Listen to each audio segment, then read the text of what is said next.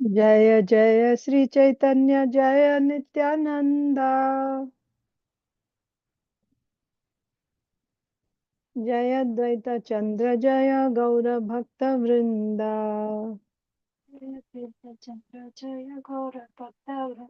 जय जय श्री चैतन्य जय नित्यानंदा। जय श्री चैतन्य जय नित्यानंद। जय द्वैत चंद्र जय गौर भक्त वृंदा।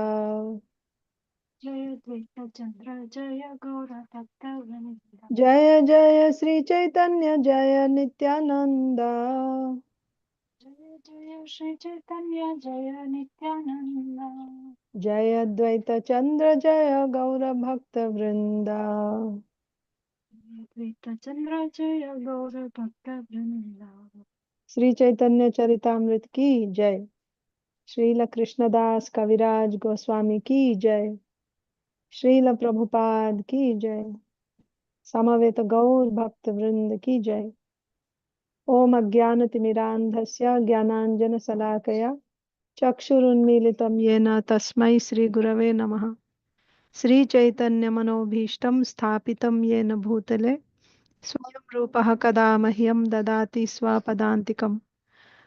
वन्देऽहं श्रीगुरो श्रीयुतापदकमलं श्रीगुरून् वैष्णवांश्च श्रीरूपं साग्रजातं सहगण रघुनाथान्वितं तं सजीवं साद्वैतं सावधूतं परिजनसहितं कृष्णचैतन्यदेवं श्रीराधा कृष्णपादान् सहगण ललिता श्रीविशाखान्वितांश्च नमो ॐ विष्णुपादाय कृष्णप्रेष्ठाय भूतले श्रीमते भक्तिवेदांत स्वामिनिति नामिने। नमस्ते सारस्वते देवे गौरवाणी प्रचारिणे निर्विशेषा शून्यवादी पाश्चात्य देशतारिणे। जय श्री कृष्ण चैतन्य प्रभु नित्यानंद श्री अद्वैता गदाधर श्रीवासादि गौर भक्त वृंद। हरे कृष्णा कृष्णा कृष्णा हरे हरे हरे राम राम राम हरे हरे। वाञ्छाकल्पतरुभ्यश्च कृपा सिन्धुभ्य एव च पतितानां पावनेभ्यो वैष्णवेभ्यो नमो नमः। Hare Krishna, dear devotees, welcome to today's Sri Chaitanya Charitamrita reading. We are reading from Sri Chaitanya Charitamrita, Madhya Lila, chapter 8, the talks between Lord Chaitanya Mahaprabhu and Sri Ramananda Rai. So, in our last session, we saw that Mahaprabhu is now he is on the bank of Godavari, and he was sitting and performing Sankirtan, and Ramananda Rai happened to come there. And then we saw how when Ramananda Rai came to offer obeisances, Mahaprabhu first inquired, "Are you Ramananda Rai?" And when Ramananda Rai confirmed, "Yes, I am your lowly servant. I belong to the Shudra community," immediately Mahaprabhu embraced him tightly.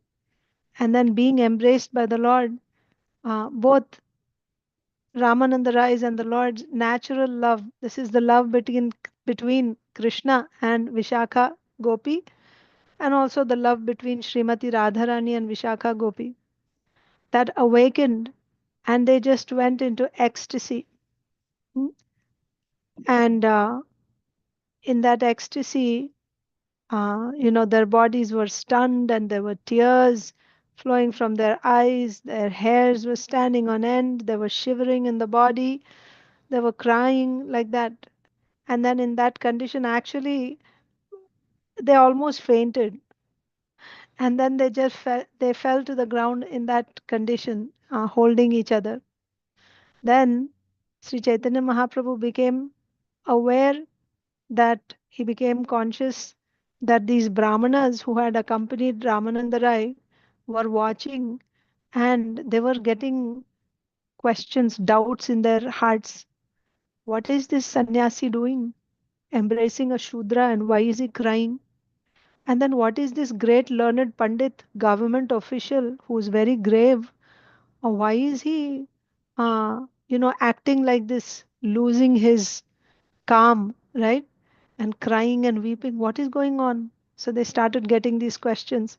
And Mahaprabhu, realizing that, he uh, refrained his uh, emotions, his ecstasies, he refrained them. Then, wherever they were laying, at that very place, they just got up and they sat down, both Sri Chaitanya Mahaprabhu and Ramananda Rai. Then Mahaprabhu said to Sri Ramananda Rai that, uh, I heard from Sarvabhauma Bhattacharya about you.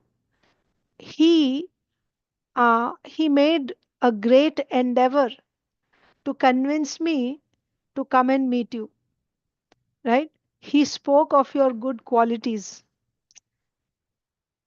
and it is very good that without making any effort on my part, I got to meet with you. Actually, I came here just to see you. Hearing this, Sri Ramananda Rai said that even though Sarvabhauma Bhattacharya is not, even though I'm not in front of him, he's somewhere else. But he's always thinking of the benefit of his servant, even though the servant is not with him.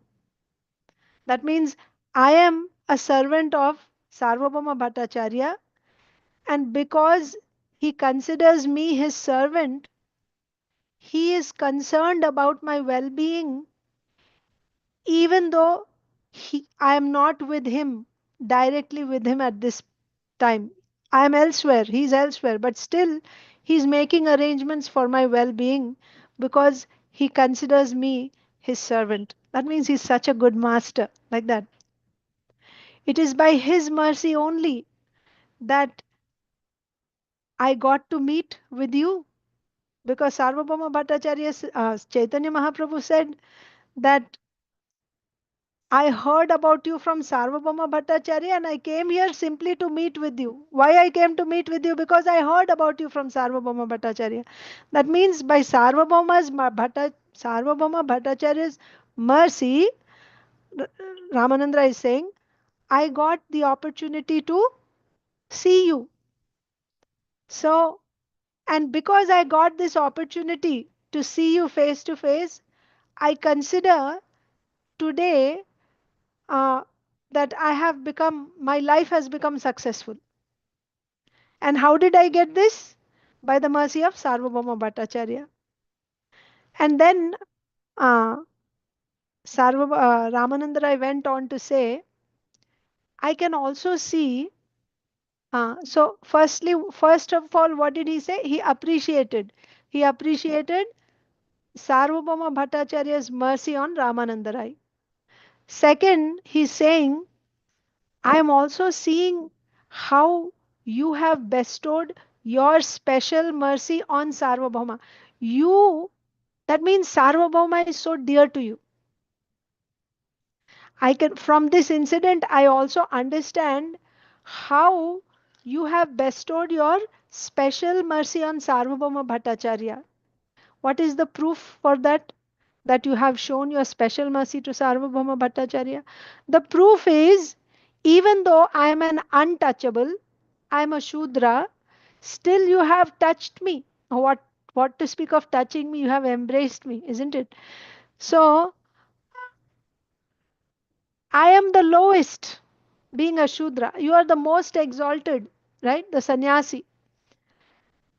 You're Narayan. He actually says, you're Narayan himself, and I'm just a government servant who is always dealing with money and power, materialistic activities. A very lowly person. Whereas you are Narayan himself. What is the comparison? In fact, even among the lowly, right? Even among the Shudras, I am the lowest. And still you have touched me. This shows, this is the proof of uh, your special mercy on Sarvabhauma Bhattacharya. That means because Sarvabhauma Bhattacharya considers me his servant, and therefore he wants you to see me so that I will get your mercy. And because you are so affectionate to Sarvabhauma Bhattacharya, to fulfill his desire, how much you love Sarvabhauma Bhattacharya, we can understand by this act of yours, where you are embracing the lowest of the lowly, the lowest of the Shudras. You being the purest of the pure, right? The Supreme Lord, and you're embracing one who is the lowest among the Shudras. This is only because of your special mercy to Sarvabhauma Bhattacharya. Then the next question is, why you're showing special mercy to Sarvabhauma Bhattacharya? He has that type of love for you. Because what is it that Krishna is attracted to? Krishna is only attracted to love, isn't it? Bhavagrahi Janardana. He just accepts your bhava. He accepts your love. So you're showing not just mercy but special mercy to Sarvabhauma means how special his love must be for you. That uh, you became completely conquered by his love. So again, Ramananda Rai is glorifying Sarvabhauma Bhattacharya's love for Sri Chaitanya Mahaprabhu. Sri Chaitanya Mahaprabhu's mercy on Sarvabhauma Bhattacharya. Sarvabhauma Bhattacharya is being a merciful master, thinking of his servant Ramananda Rai. Like this, he's just glorifying both of them. This was Ramananda Rai's reply when Sri Chaitanya Mahaprabhu said that uh, when Sri Chaitanya Mahaprabhu said that I have heard about your wonderful qualities. He is not taking any credit for his wonderful qualities, rather, he is glorifying Sri Chaitanya Mahaprabhu and Sarvabhauma Bhattacharya. Once again, first of all, what did Ramananda Rai say? Sarvabhauma Bhattacharya treats me like his servant and is thinking of the well being of his servant even when he is not present with him. I am somewhere else, still in my absence also, he is thinking of my well being. How great is Sarvabhauma? Second, I also understand that you are showing special mercy on Sarvabhauma Bhattacharya. What is the proof? You are embracing the untouchable, an untouchable person like me. You are Lord Narayan himself, and you are touching and embracing the lowest of the Shudras only because of your mercy on Sarvabhauma Bhattacharya.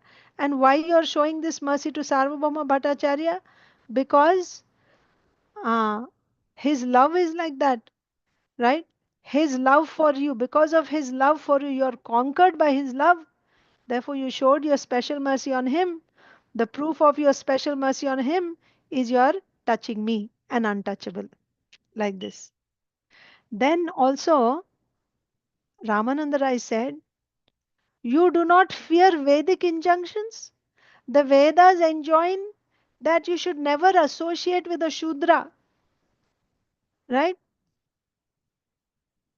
And also, the Vedas forbid one to associate with Shudras, right? You don't associate. You should not associate with Shudras. Uh, but you are not afraid. You are touching me, right? Although the Vedas are forbidding you to associate with Shudras, not only associating, not only talking with me, looking at me, you're touching me, you're embracing me. You don't fear the Vedic injunctions, right? So I think that's where we stopped in the last session. We have to go to the next one today. Let us see.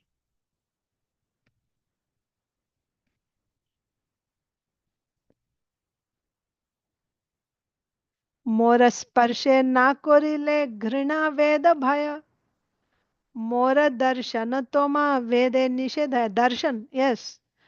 So in the shloka it says, Mora darshan toma vede nishedha. The Vedas forbid your even seeing me. The Vedas forbid your seeing a Shudra like me, and uh, you don't have the fear of Vedas when, actually, you don't feel disgust, huh? Grina.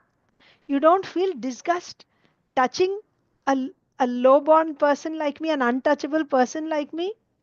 Don't you fear the Vedas? You don't even fear the Vedas. The Vedas forbid you from even looking at a lowly person like me. Right? So we saw that. We read the purport also. There we saw, so who are lowly people? Srila Prabhupada explained, lowly means someone who does not have Krishna consciousness, right? One who is not Krishna conscious, who has no Krishna consciousness at all. That is a lowly person. One who has no Krishna consciousness. So then, in general, who are the lowly people in society? In Bhagavad Gita, Mami Partha Vyapashritya Yepi Syuho Papayonayah. So those who are sinful, that's a separate class. Then Striyo Vaishyas Tatha Shudras, women Vaishyas and Shudras.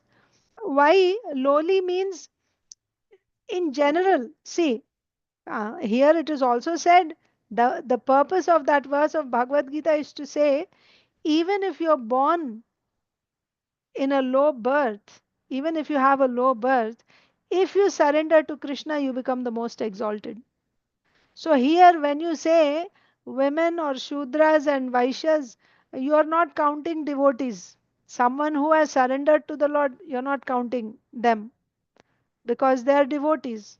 But if you look at in general, in general, uh, these people are interested in more material activities, right?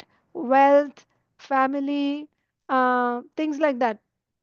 They're absorbed in those things only because they're, unless they get the association. Well, if you get association, anyone can change. Anyone can change. It depends on the power of that devotee who's giving association. Janmana jayate shudra samskarat bhavet dvija. By birth, everyone is a shudra in Kali Yuga, but by samskara, he becomes a dvija, a twice born. Twice born is a civilized person. Birth, everyone gets birth from father and mother, even animals are getting. What is so special about that? We just have a different form. But still, human intelligence is higher than animal intelligence. But if that human intelligence is used simply for the activities of eating, sleeping, mating, defending in a more sophisticated way, that does not make us superior to animals. However sophisticatedly you do it, it is still the same activity: eating, sleeping, mating, defending. All our education and everything is for those four things only. So, but when you become a dvija, that means after taking the first birth from parents, second birth is when you approach a spiritual master for spiritual advancement. You want to rise above this bodily platform. That's where Srimad Bhagavatam begins, right? And that's where Vedanta Sutras, the very first Vedanta Sutra aphorism is Athato Brahma Jigyasa. Now, now means now that you have come to the human form of life, what is your duty? Brahma Jigyasa. Brahma Jigyasa means what is the absolute truth? This should be the question for a human being. Animals cannot ask this question. And even those human beings who don't come to this stage of asking this question, what is the absolute truth? Who am I? Right? What happens after death? Where was I before I took birth? Where am I going to go after this life? Is this life all in all? Who is the creator? Everything is happening in such a systematic way. There must be someone behind this. Like this, these questions only a human being can get. Animals don't get such questions. But even after coming to human form of life, if we don't get these questions. And then jigyasa, right? You should inquire. You should inquire. You should try to get answers for these questions. Then you are a human being. Then how your answers will be, questions will be answered? You have to approach a guru. And then when you approach a guru, you have to, he will give you diksha, right? And then he will impart knowledge to you. And for that, tadvidhi pranipatena pariprashnena sevaya, you have to be humble and you have to render service to him. And then you have to inquire submissively. Jnaninas tattva. A tattvadarshi guru, he can give you knowledge about the truth, tattva. So if one does not come to this point of uh, taking second birth, he's actually not a civilized person. He's not considered to be a civilized person. So these people don't, Brahma Bandhus, Dvija Bandhu means he takes birth in a Dvija family. He has that surname, right? Like a higher caste surname, but he does not have those qualities. He doesn't have the qualities of a Dvija. His activities are not of a Dvija. Then he's called a Dvija Bandhu. He's a relative of a Dvija, but not a Dvija himself. Like the son of a doctor. You can call him the son of a doctor. You cannot call him a doctor. For him to become a doctor, he has to qualify himself. Similarly, to be a Dvija, you have to qualify yourself. You have to go through that Diksha, and then you have to actually submissively inquire from the spiritual master, serve the spiritual master, and study. So these people, like women, Vaishyas actually are Dvijas, right? But still, they are also in the modes of passion and ignorance. Shudras, Dvija Bandhus, they don't come to the point of taking Diksha. In a Vedic society, no, they don't. Uh, like normally, what happens is you go to Gurukula, you stay with the Guru. Girls don't have that. They cannot. They shouldn't. Then, if they go, it's going to be complete chaos, right? Girls and boys, they should be kept apart. The free mixing should not be allowed.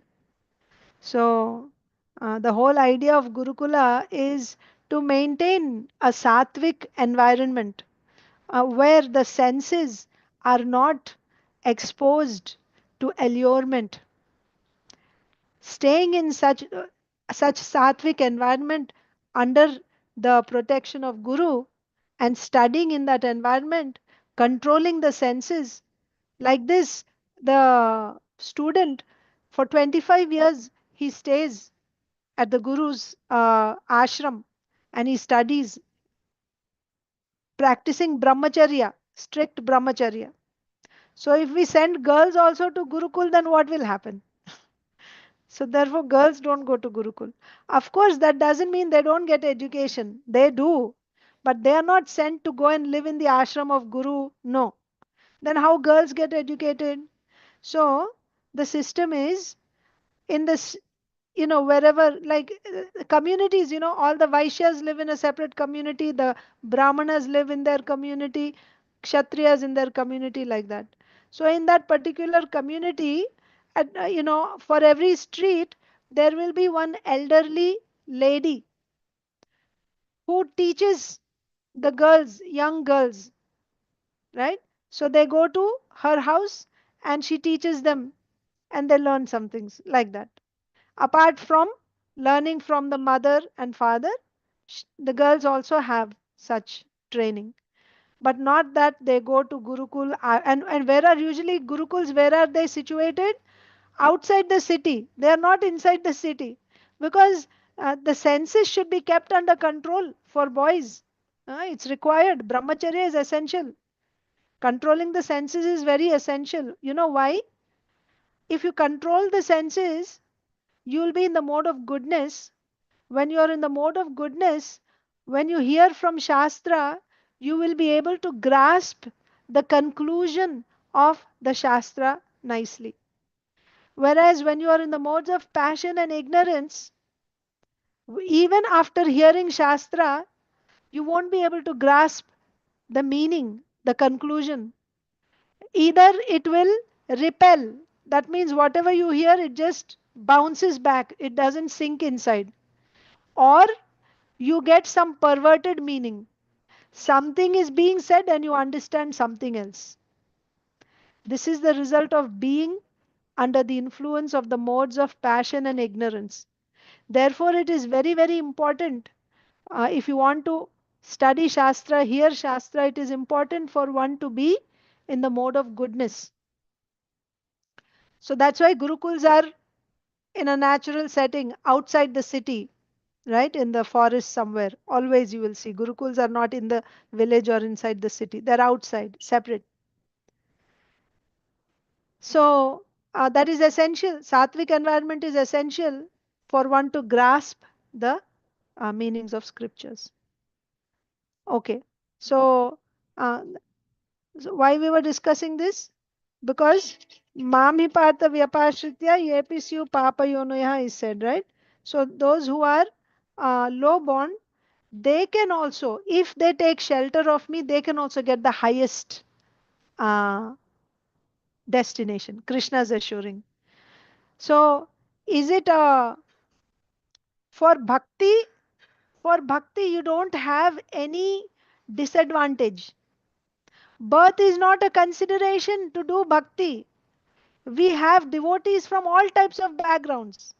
We have devotees from women class, we have devotees from Shudra class, devotees from, all classes, Kshatriyas, Brahmanas, Vaishyas, you have pure devotees. Examples we have. So birth is what to speak of women class, even prostitutes also. Bhakti, to do bhakti, there is no uh, restriction, no bar. But to study Vedas, to go to Gurukul, yes, there are certain conditions. So that is why for every class, first of all, your class is identified, your Varna is identified, and your duties are assigned. And how is your Varna identified? Based on your Swabhava? After identifying your duties assigned, now if you do your duty very dutifully, with a sense of responsibility, not being attached to the result, regardless of which Varna you may be, it will bring you to the mode of goodness. You can be doing the job of a Shudra.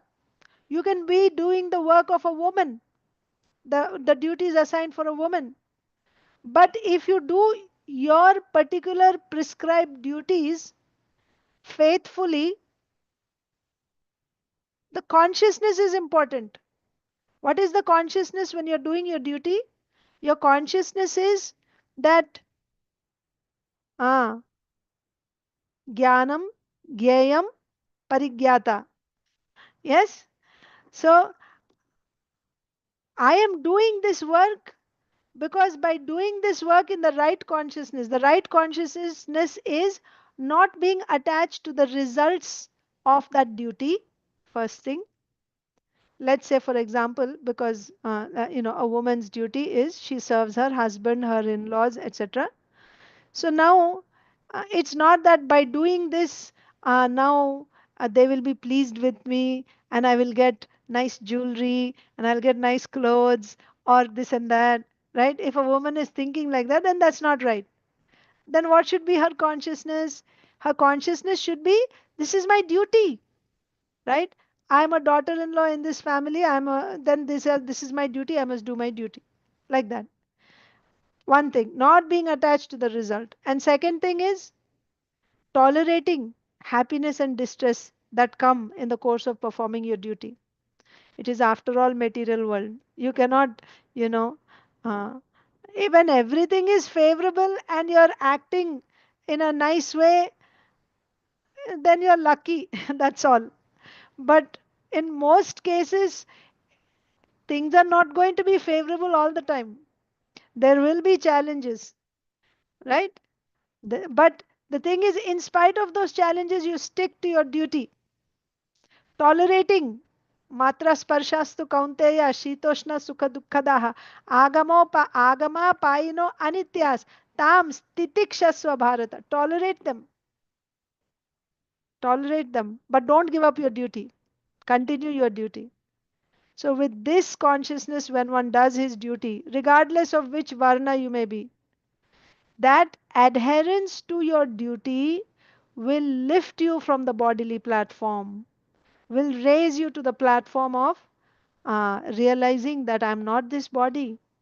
That's when you're able to tolerate the pains. Otherwise, such difficulties are unbearable. But because you are doing it, and we are talking about material duties here, okay? We are not talking about bhakti, we are talking about material duties only. A kshatriya, right? He gets pierced by arrows in the battlefield. He doesn't give up. Until his last breath, he keeps fighting. How does he get that type of determination and courage? Because he's in the mode of goodness. We say Kshatriyas are in the mode of passion. Yes, Kshatriya's body is made of the mode of passion, no doubt. But that adherence to his duty is bringing him to the mode of goodness, which gives him the realization I'm not this body. Therefore, whatever pains come to this body, because he's now realizing, right, that I'm not this body, he's able to tolerate. He's able to tolerate because he's able to see himself as beyond that body. He can tolerate. And in the initial stages, when he just begins, how he is able to tolerate? Because that duty is assigned to him according to his svabhava. If somebody is a Shudra and you give him the job of a Kshatriya, he will not be able to tolerate because that's not his nature. So first step is very, very important step is to identify what is the nature of this particular person. Who does that? The teacher does that. Teachers are trained to do that. Gurus are trained to do that. From Shastra, how to recognize the Swabhava, they are taught. So when they recognize the Swabhava, first of all, then they assign the duties. Now, for life, that person sticks to his duty, and the purpose of doing his duty is to come out of this bodily platform, not for getting material riches, not for making, you know, uh, getting promotions in job, or or not even for going to heaven, etc. That's not the purpose. So that is why whenever such verses come in Bhagavatam, Bhagavad Gita, where it is said women are less intelligent and Shudras are less intelligent. Yes, those bodies are like that. It's true. We don't have to take it personally. Oh, how they're saying like this about women. Why are you identifying yourself with with being a woman? Isn't it? Of course, we have that body, and we have to be we have to be truthful. Am I out of the bodily identification? No, I'm not. I'm still identifying with this body. Then admit it. Body, see, everything is made of the modes only. The bodies are also made of the modes goodness, passion, and ignorance. So, Kshatriya body is made of passion, Brahmana body is made of goodness, Shudra body is made of ignorance. Like this. Woman's body also like that. But is that for bhakti? Is it an impediment to do bhakti? No, no. Tukaramji Maharaj was from a uh, from a Shudra community, externally, materially. So what? He's he he is a Param Vaishnava, Mahabhagavad. He went back to Godhead right in front of everyone's eyes. The airplane came from the spiritual world to take him. So that's not uh, uh, uh, whatever birth we may have, it's not an impediment to make spiritual progress. That's what Krishna is saying. So then why Ramananda Rai is saying to Sri Chaitanya Mahaprabhu that my Lord, you have touched me, I am an untouchable, I am a Shudra. This is the humility of a Vaishnava. The more a Vaishnava progresses, the more humble he becomes. He sees himself as unqualified. It is only when we are not advanced then we fight. How dare you say this? And, but actually, when one becomes a Vaishnava, he sees himself as most unqualified. So, this is the humility of Ramananda Rai, where he's saying that, you have touched me. I am a lowly person. I am a Shudra. I am the lowest of the Shudras. I am untouchable. That's his humility. So, that was still what we discussed in the last class. Then Srila Prabhupada had also explained who's a Brahmana, who's a Kshatriya, right? Higher classes, what is the criterion? Higher class means they have, they, they are closer to God realization, right? They are above the bodily identification. They realize I'm not this body. So their dealings, their activities, their thought, everything is on that level, on the level of a soul, not on the level of a body.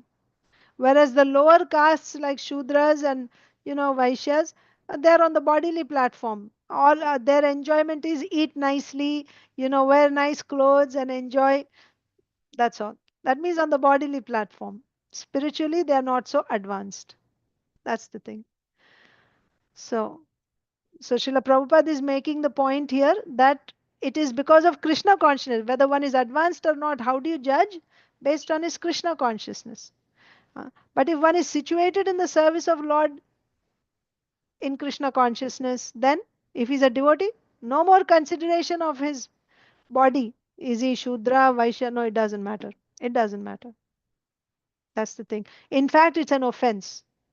It's an offense to consider a devotee, a Vaishnava, a Brahmana Vaishnava, Shudra Vaishnava, Black Vaishnava, American Vaishnava. No, that's an offense. Padma Purana says, right? A person goes to hell quickly when he considers a devotee of the Lord in terms of birth. You go to hell quickly if you talk like that or if you think like that, like that. So nobody would see Ramananda Rai as a Shudra, but he himself is seeing himself like that because of his advanced devotional service, his natural humility. He was on the transcendental platform. And what is Mahaprabhu seeing? Of course, Mahaprabhu is only Bhavagrahi, right? So he is seeing the love of Ramananda Rai and he's embracing. He's not embracing a Shudra. He is embracing the bhakti. Even previous to this, we saw Vasudev Vipra. Remember in the previous chapter, Vasudev Vipra? He was a leper. In his every part of his body, there was leprosy and he had wet sores, right? Wet sores, like weeping sores, oozing out, and live worms all over his body. And the kind of Vaishnava that Vasudev Vipra was, if one worm would fall off, he would pick up that worm and put it back because that is the food for the worm. This is Vasudev Vipra. And when he heard that Mahaprabhu had come, he went there to see, but by that time Mahaprabhu had left. And when he heard that Mahaprabhu went away, he just fainted and fell down, lamenting that he didn't get the opportunity to see the Lord. The Lord had left, gone away, but he appeared. He just appeared, right? Immediately in front of Vasudev Vipra. And he embraced him. And when Mahaprabhu embraced him, who is he embracing? Is he embracing the leper? No. He is embracing this devotee who had so much love for the Lord. And see, an advanced stage of love is love of Godhead in the advanced stages is actually expressed in the form of compassion, compassion for all living entities. And all living entities does not mean only those people or those devotees who glorify you and you're nice to them. No. He is even picking up the worms and putting them back. Who is watching him? You know that lepers, they are excommunicated. They are not allowed to stay in the society. Lepers live in their own colonies, somewhere outside, in the forests, in the hills, somewhere. They cannot live in communities. So, who is seeing him? What he is doing? Who is he trying to impress by doing that? Picking up worms and putting them back?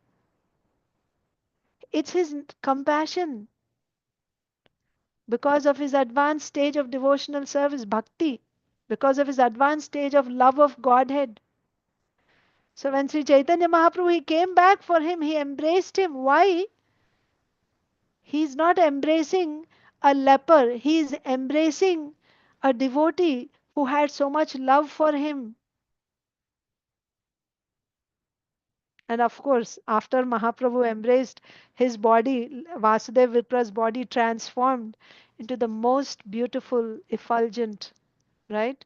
Handsome body. So here also, when Mahaprabhu is embracing Ramananda Rai, what is Mahaprabhu seeing? Mahaprabhu is seeing the love of Ramananda Rai. Ramananda Rai is Vishakha Gopi, and he's embracing that devotee. So in Krishna only sees your love.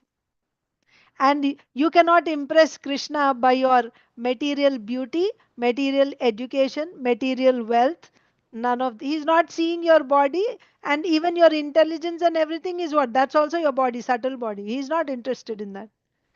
What he is interested in is the love that you have, bhakti. That's what he's looking for. Like a honeybee goes to the flower to collect honey, Krishna is interested in the love that you have in your heart for the Lord. And love is not just a sentiment. Love is the ripened stage of bhakti, sadhana bhakti. You practice rules and regulations. Surrender to Krishna first of all.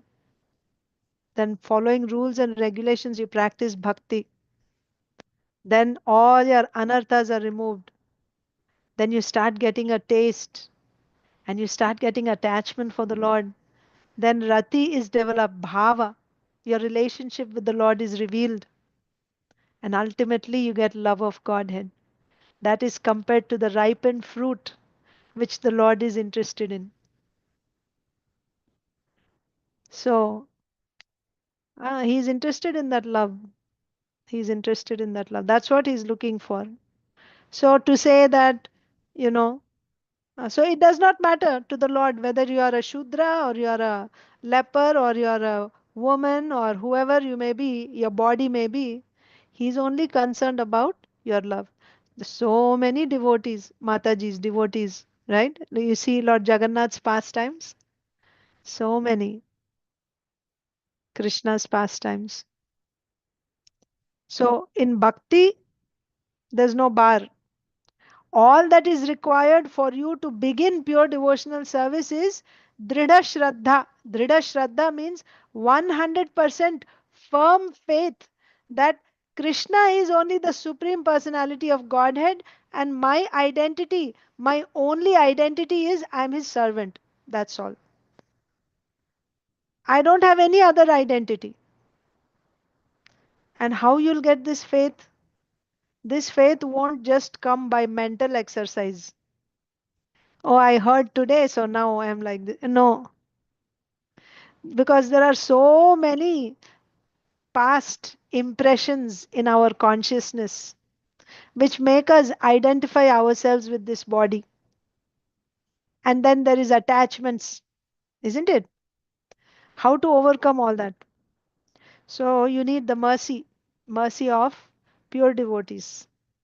And you need to hear from Shastras in the association of pure devotees again and again, while remaining in the mode of goodness at the same time, cultivating the mode of goodness and hearing. Then, by being in the mode of goodness and hearing from Shastra in the association of devotees, you'll be able to grasp what the Shastras are saying.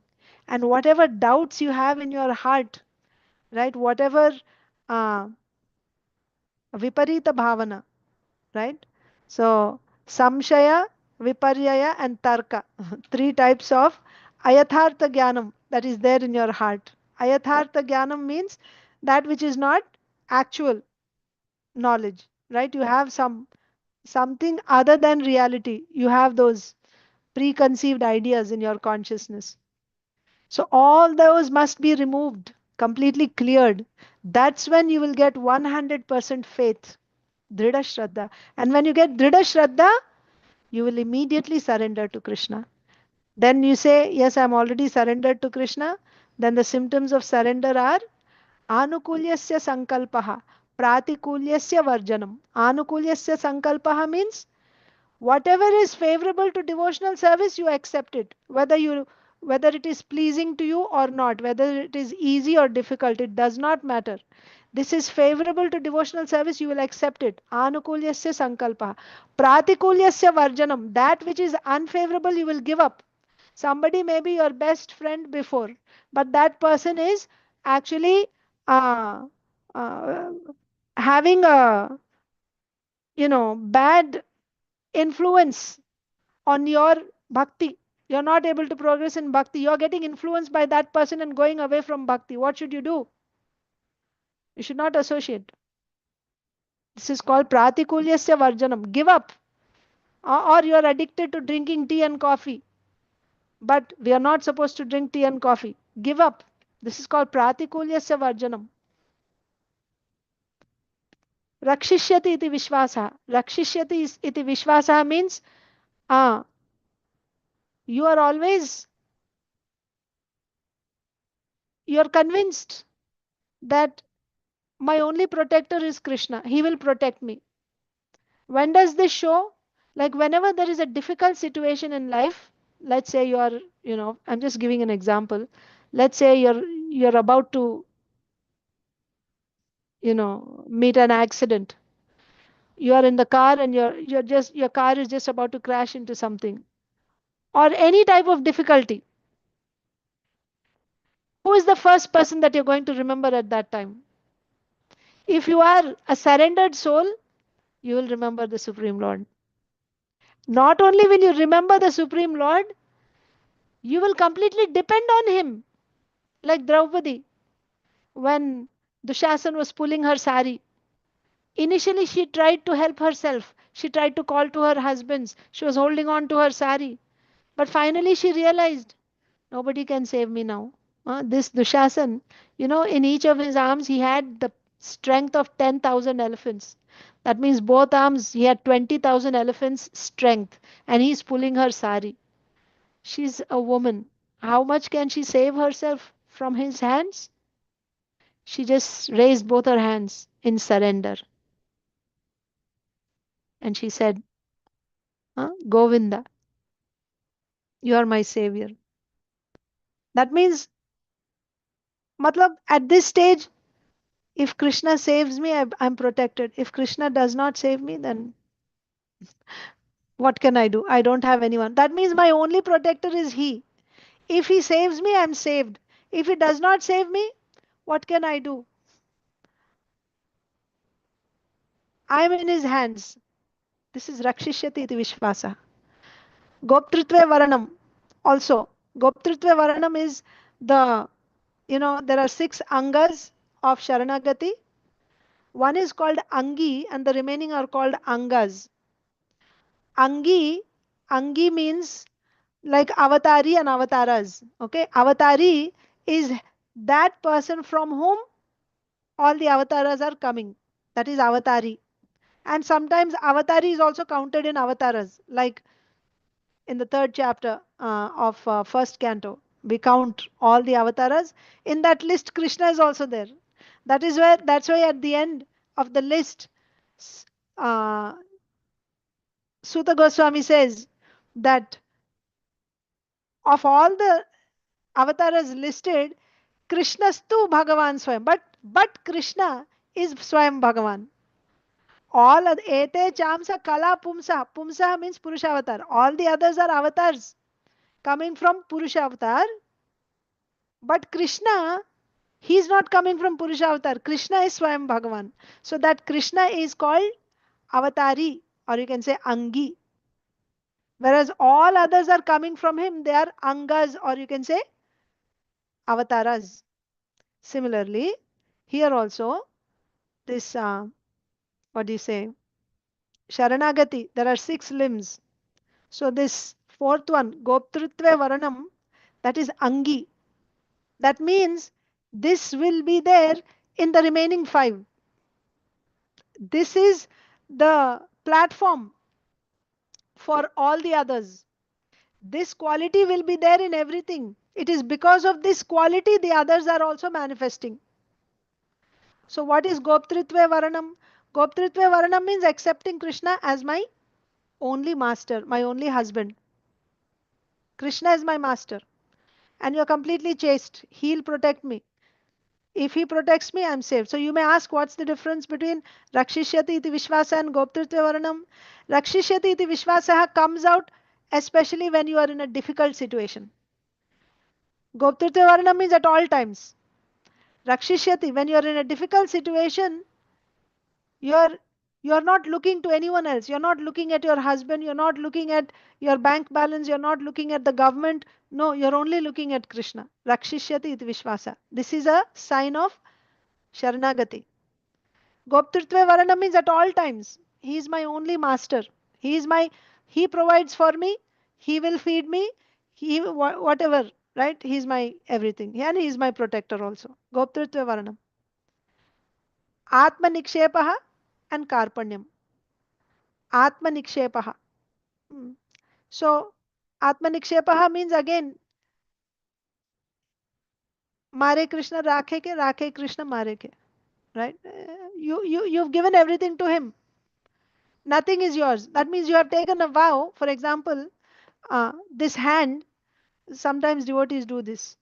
Some, they give one limb of their body to Krishna. You may have heard it, right?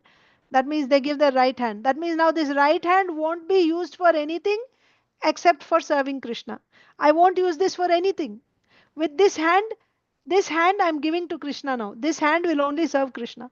Like this, they give their own entire Atma, body, everything. That means with their eyes they won't see anything except Krishna. With their mouth they won't speak anything except Krishna. And they won't eat anything which is not Krishna prasadam. With their legs, with their every limb of their body is completely given to Krishna. This is Atma Nikshepa. And Akarpanyam. Akarpanyam is also significant. Karpanyam means what? Very meek and humble. But Akarpanyam means you are that devotee becomes very meek and humble in front of Krishna. That means this devotee expresses his helplessness in front of Krishna. I'm so helpless. I'm so, I don't have anyone. You are my everything. If you don't protect me, then I don't have, I'm finished. Like this, he will express only in front of Krishna. What about in front of others? Will he say that? Never, never. He can be dying, but he will never take shelter of anyone other than Krishna. He will never express his helplessness in front of anyone except Krishna. He can be starving to death, but he will not go and beg someone, oh, please save me or save my family. Never. This is Sharanagati. So if you say that I have faith, full faith, and I am surrendered to Krishna, uh, then see, Shraddha is like you know, when you go to a cloth shop, right? You say, you buy for a backdrop, you want a cloth. So you say, I want 1 yard or 2 yards. How do you know whether you got actually 1 yard or not? There's a yardstick. With the yardstick, you measure the cloth, then you see, yes, this is actually 1 yard. Similarly, Sharanagati is the yardstick to measure your Shraddha. How much Shraddha I have in Bhakti is measured with the yardstick of Sharanagati, surrender. What is Sharanagati? These six limbs. At least beginning with the first two. Anukulyasya sankalpaha pratikulyasya varjanam. Anukulyasya sankalpa means doing those things which are favorable to devotional service. Pratikulyasya varjanam means rejecting those things which are unfavorable to Krishna consciousness.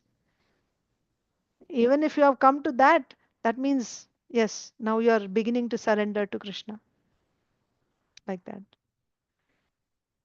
So, yeah.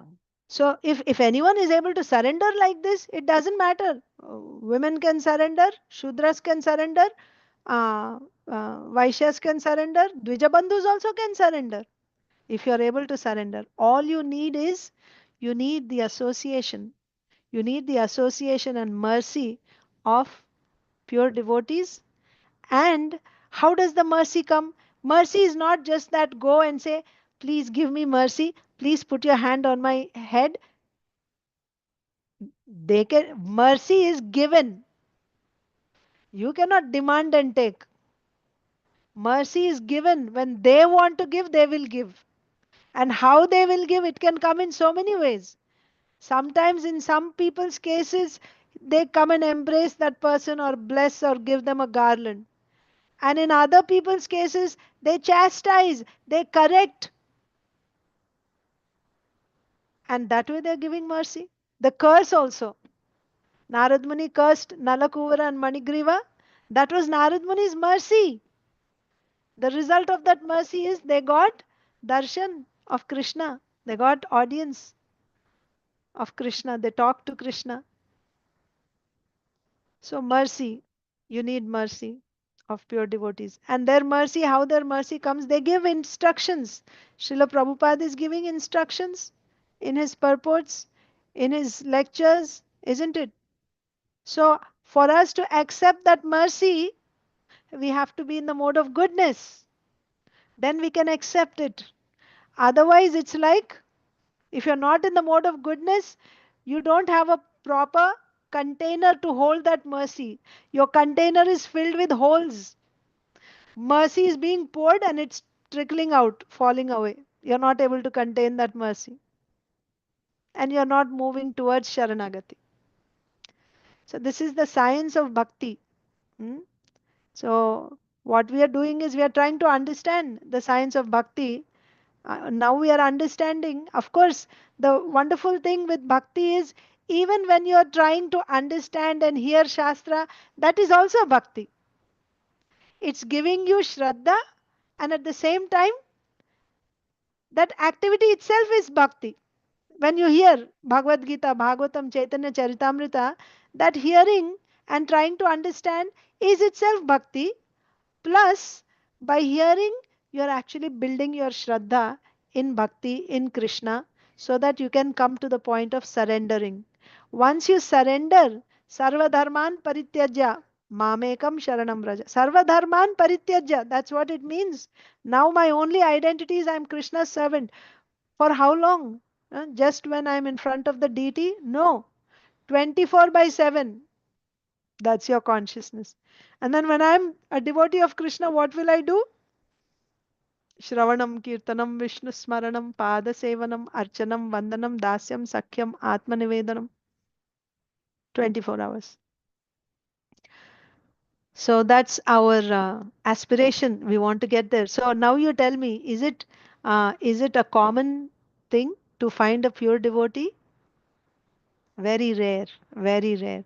Then what about all of us then? We are all aspiring. We want to get there.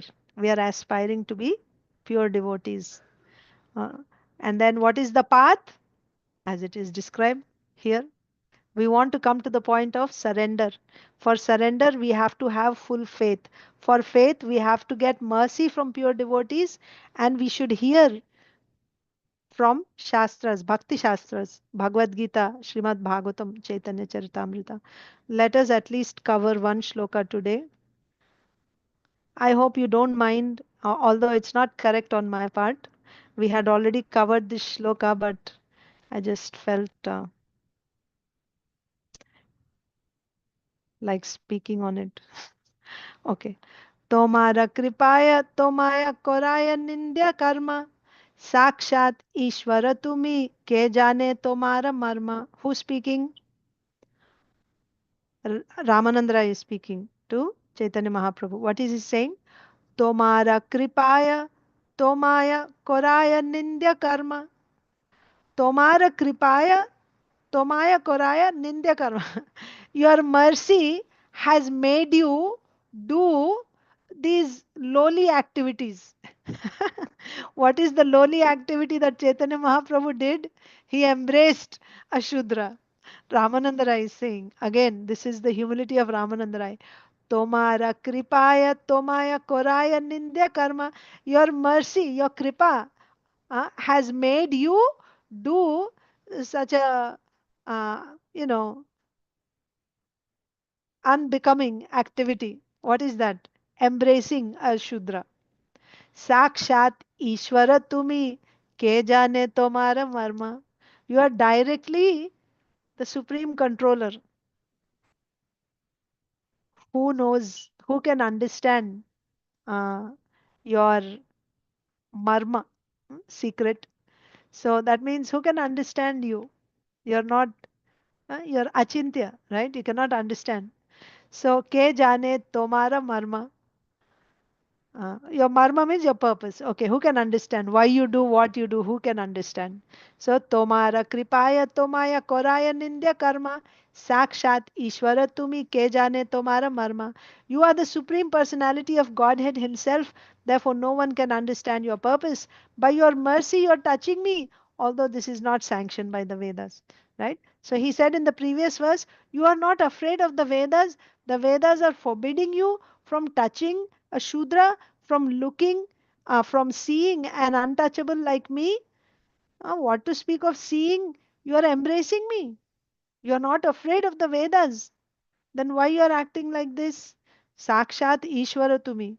Right? You are the Supreme Lord. Right? The Vedas are your energy only. Of course, that doesn't mean the Lord transgresses the Vedas. The Lord won't. He won't transgress the Vedas. Hmm? The Vedas are absolute truth. Like the Lord is absolute truth, the Vedas are also absolute truth. So, how the Lord can go against the Vedas? And if at all he goes against the Vedas, uh, there will be some higher purpose behind that. Yes. So here the Vedas are saying a lowly person, you shouldn't associate with a lowly person, still you're embracing. So we discussed that already. Ramananda Rai is not a lowly person. He is a great devotee, and that's what Mahaprabhu is seeing. But Ramananda Rai is saying, Tomara Kripaya, out of your mercy has made you do such low activity, but you are the Supreme Lord Himself who can understand your purpose. A sannyasi is strictly forbidden to see the Vishayis. Later on, we will see in Chaitanya Charitamrita, uh, Pratap Rudra Maharaj, King Pratap Rudra. He is a king. King means one who deals with money, women, power, isn't it? Material dealings. He'll have to deal with those things. So, sannyasi is forbidden to see a materialist. This is Vedic injunction. A sannyasi is strictly forbidden to see the Vishayis, the materialistic people. But Sri Chaitanya Mahaprabhu, out of his boundless and causeless mercy, could show favor to anyone regardless of birth and position. Yes. Mahaprabhu can do that. We cannot imitate. We should not imitate. We should not imitate. The thing is, uh, according to your capacity, a devotee, how do you know there is gradation in devotees also? Maybe sometime we will do this course called Sadhu Prakara. I really like that course and I would like to teach that course. Let's wait for the right time. But there we see how you can categorize sadhus. Sadhus are also of different grades based on the love that the sadhu has for the Supreme Lord. Uh, One who has the highest love, right? That person is the greatest sadhu.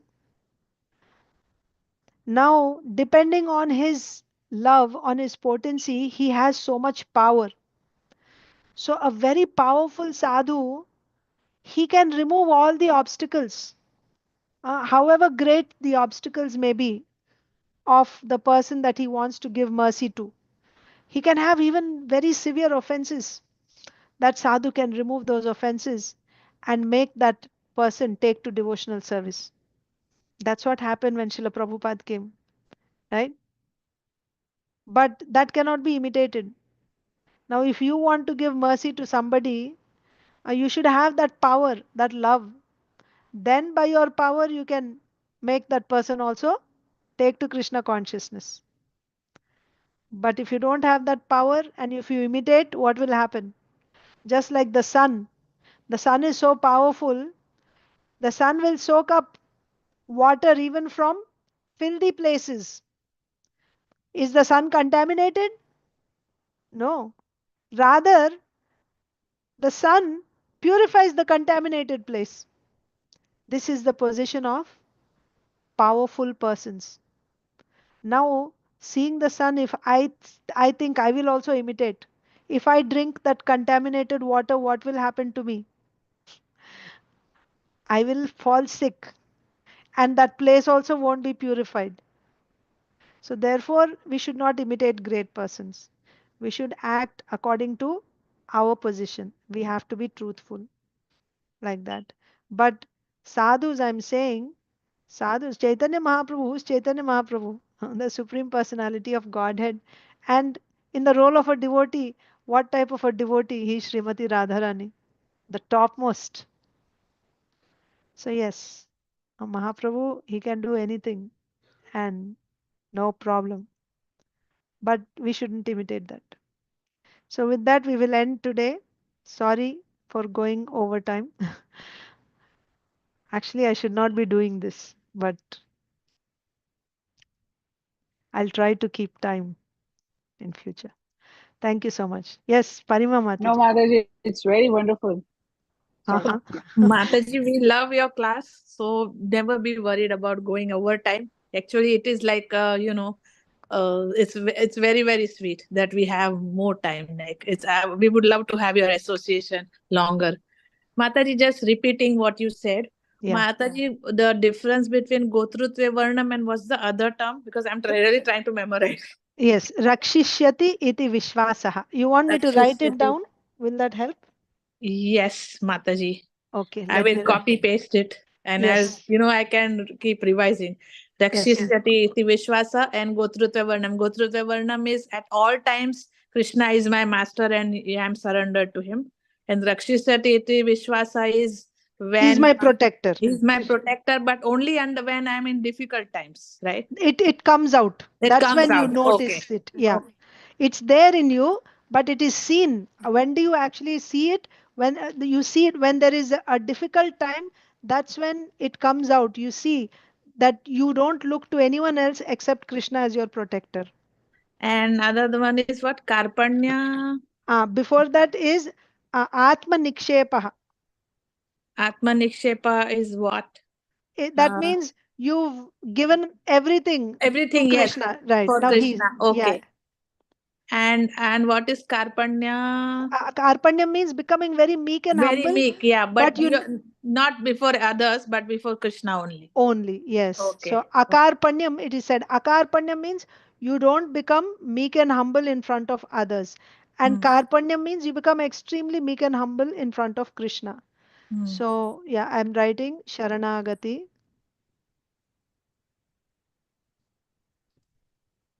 Let me take a screenshot. Sharanagati's 6 limbs. Hmm.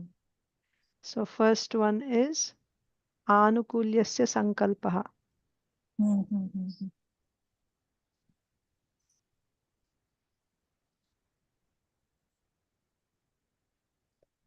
Second is Pratikulyasya Kulyasya Varjanam. Vajanam, yeah. Mm. These two I remember.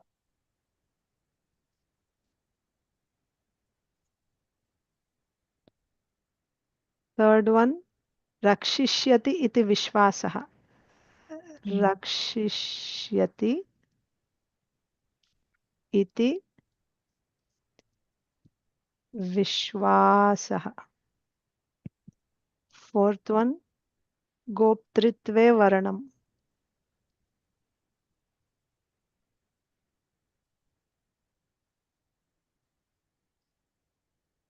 And the fifth one is Atmanikshepa.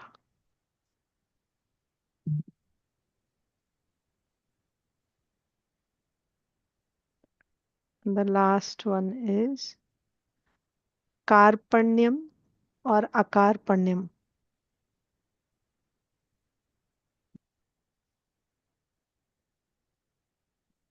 So Karpanyam is in front of Krishna, where becoming very meek and humble. And in front of others, you never express your uh, humility and helplessness. You're raising your hand again or from before No, only, Mat? Mataji, it's from I lower it. Okay. Hmm. Okay. Atmanikshepaha means uh, like like as I gave you the example, right? All your limbs, mind, etc., everything, senses, body, words, everything you use only for Krishna. Nothing you don't use anything that you have within your what do you say, within your power.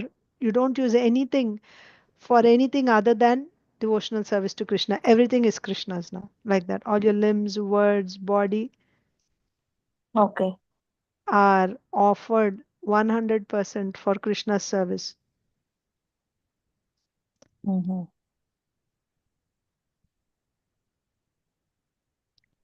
That's okay. The Goptritya Varnam, I said this is the Angi. Okay, this is the Angi. Angi means this quality will be there in all the limbs. Goptritya Varanam means what? Krishna is my only master.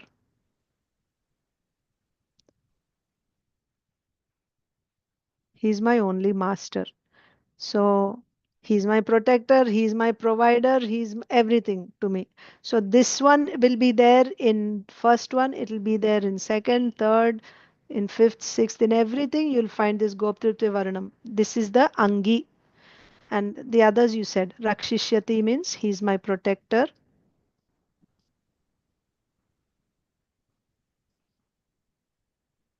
Pratikulyasya Varjanam means giving up unfavorable, that which is unfavorable to devotional service, right? Giving up that which is unfavorable to devotional service. And Anukulyasya means accepting. Mataji, where can I read this so that I can keep this, keep revising this? Sharanagati you will find in the writings of Srila Bhaktivinoda Thakur, but I came across this in Bhakti Sandarbha by Srila Jiva Goswami. Okay. Bhakti Sandarbha. Mm-hmm. Mataji, you have a WhatsApp group. Do you post these things? Sorry about that. No, I can add you. We have a group, and but the thing is, I send every day's recording, so you'll keep getting every day. And also before class, I send reminders. So if you don't want that, it's up to you. But I can add you in the group, and sometimes I send also some. If you want, these things I Of can course, send. I would Actually, love to, Mataji, these things because that'll when you say when you give the next class, we can kind of revise these things before we attend the next class. So that's that will be right. very Actually, useful, actually. yeah, So we can do that. if you can, just put down some points, that will be great, Mataji. Okay, at least whatever I write on the whiteboard, that much I can take a Yes, picture and I yeah, can I was send. trying to take a screenshot, but somehow, I am very bad at it. Yeah, me too. My son does it for me, but I'll send it after class. Okay. Okay, Mataji. Thank you Thank so you. much. Thank you Thank so you. much for your wonderful service. Hare Krishna. Hare Krishna. Thank you. Thank you, So, Mataji. I took the screenshot. I'll share it in the group, Mataji. yes, great. Thank you, Mataji. Hare Thank you. Krishna. Hare Krishna. Okay. So, Thank you, Mataji. thank you, Sonia Mataji. Hare Okay. Krishna. Thank you all. Vancha kalpatarubhyascha kripa sindhubhya eva cha patitanam pavanebhyo vaishnavebhyo namo Oh, namah. Namo. Ananta Thank you. Koti Vash. Thank you, Mataji. Hare Krishna. Hare Krishna.